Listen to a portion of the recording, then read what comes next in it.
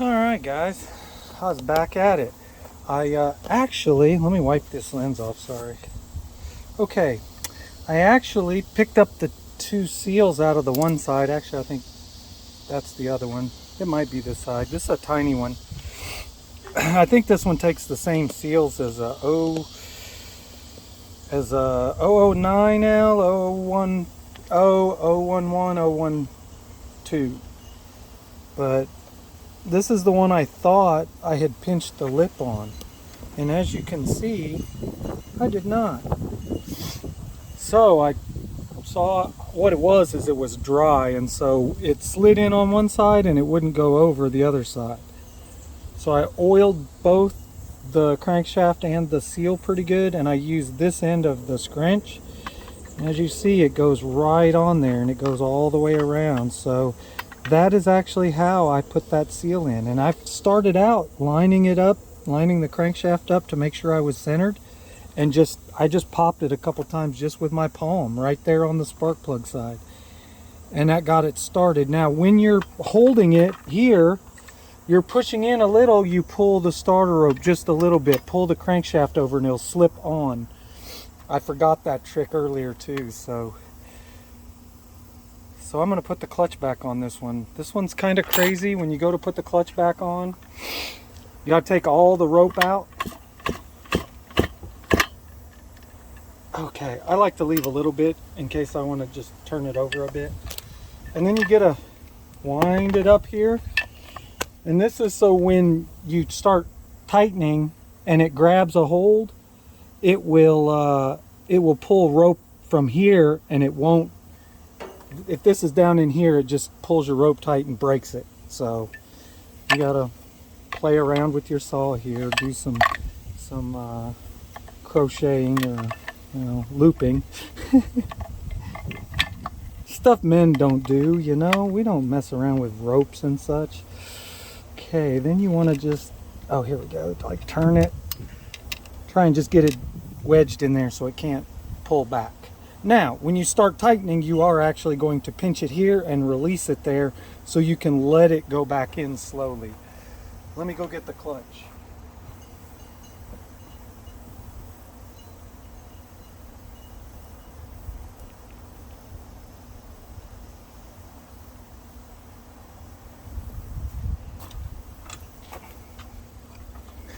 Okay, clutch is pretty easy. Put this little guy in. That's the driver. This clutch drum or bell, I actually got it for the 020. It's an 8-pin as well, just like this one, and it drives off of the end of the clutch, or the inside of the clutch. Let me scoot that over a little. So anyways, and then you got the washer. Make sure the hump is out and it's laying in there as far as it can, so it won't interfere with this guy when you screw it on. And it twists backwards this time. Oh, something ain't right. Clutch just bit down on the drum. This drum might not work. It may not be thick enough.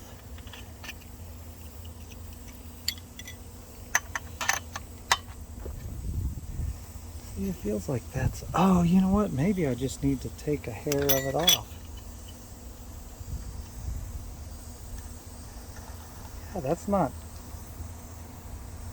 huh.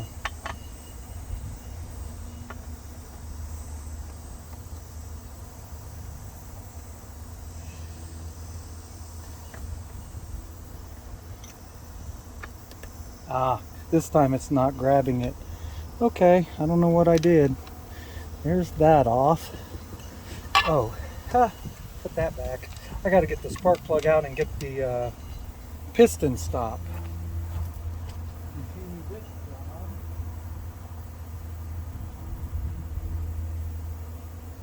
And that's when we'll actually start retracting the rope back in.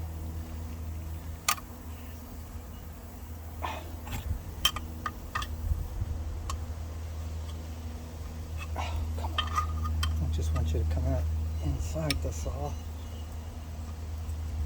I have replaced this wire. It was two different kinds of wire. The end was off of like a Briggs and Stratton, and there we go. Piston stop.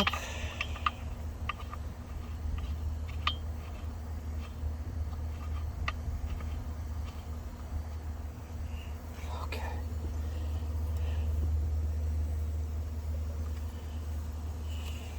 Okay, let's pop this loose.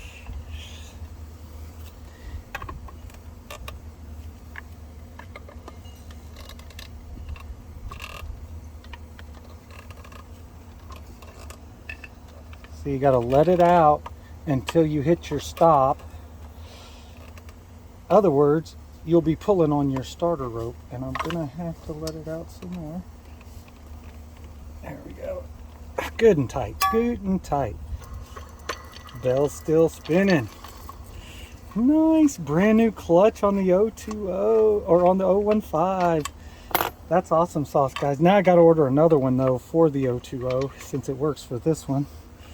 Oh, I know what it was. It was on top of that little spur gear for the oil pump drive. Alrighty. Spark plugs back in.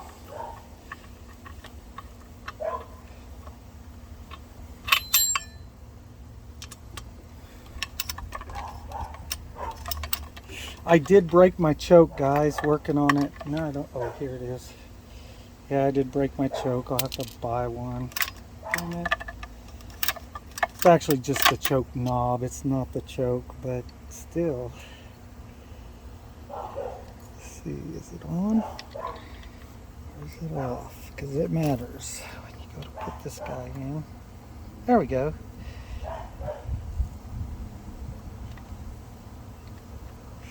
Maybe not.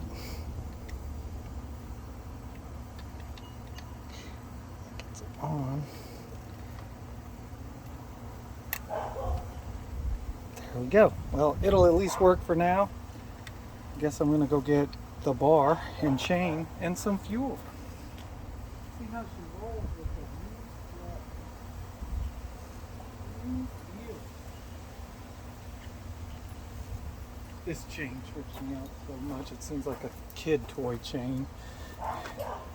Quarter pitch.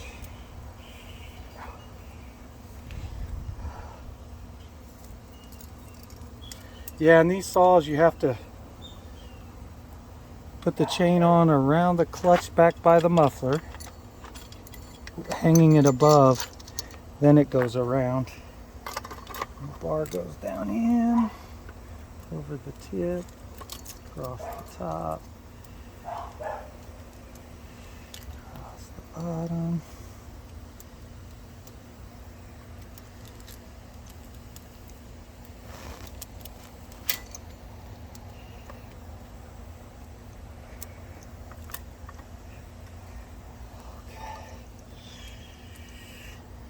We are on the pin, so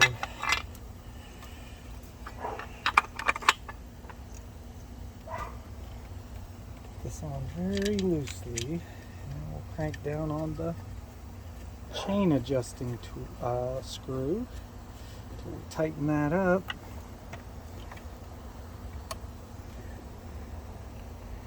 Luckily, I did not put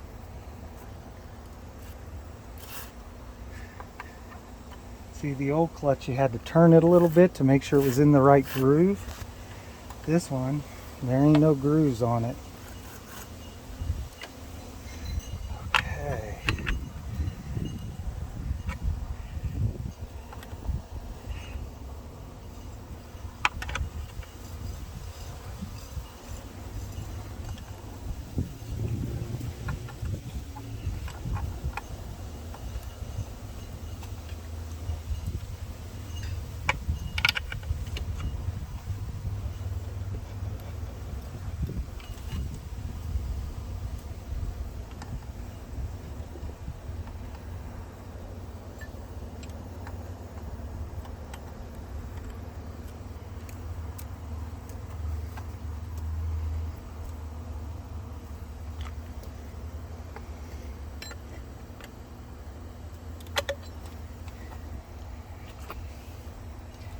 You guys learning anything? You have to hold a bar up, same as if you were reefing on it. And then tighten your screw. If you let it sit down with gravity, when you tighten it, it's going to go tight, super tight. In this case, you can see it wanted to go loose. I have to come around here where I can find the screw. That's about all it needed, was just the slightest little turn.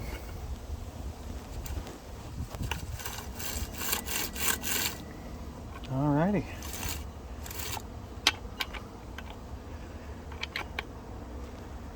So I don't know on this one if it is actually oiling, so we'll probably pre-oil the bar again. Show you guys that process too.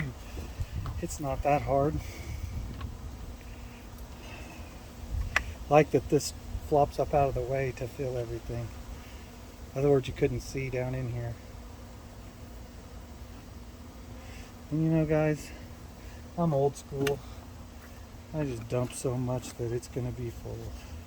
If it gets somewhere, this is the one I try and take care with because it's so expensive.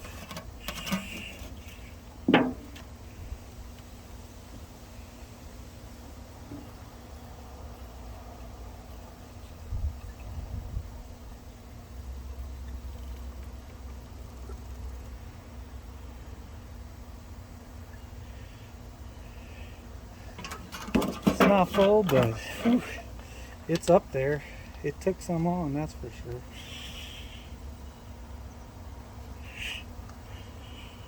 Oh, come on. Choked. It's starting this full without that.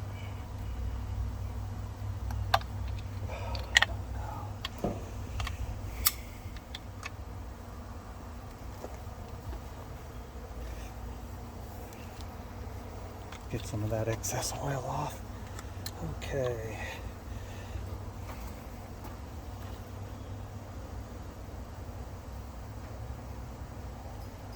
Now to pre-oil a chain for you fellers.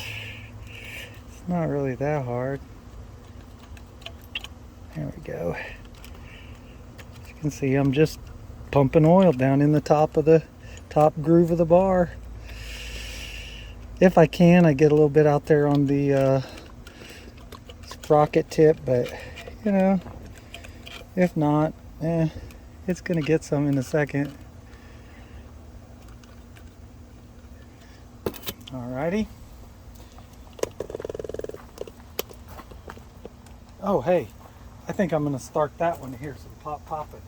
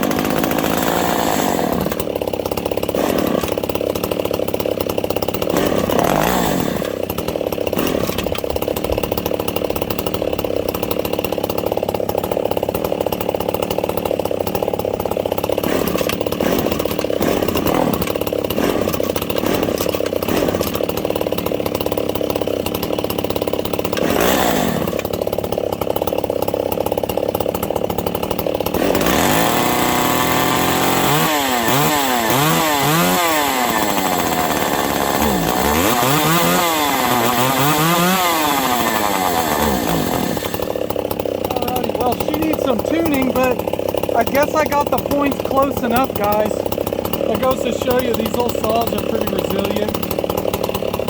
Got to get my choke ordered. There was one on eBay.